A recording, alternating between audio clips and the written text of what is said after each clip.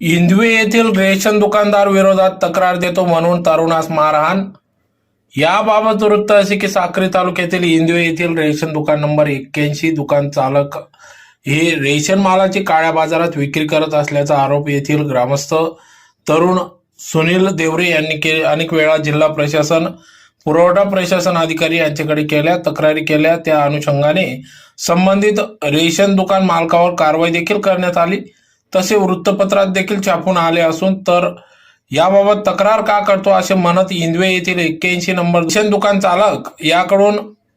चालकाकडून सदर तरुण सुनील सुरेश देवरे, लताबाई सुरेश देवरे व त्यांच्या नातलगांना मारहाण करण्यात आली। संबंधित तरुण सुनील देवरे यास पायाला, कमरेला, पायातील घोड नसांना मारहाण करण्यात आले असून इजा पोहोचवण्यात आले असून मांडीच्या भागात व पायाला मोठ्या प्रमाणात टाके पडले।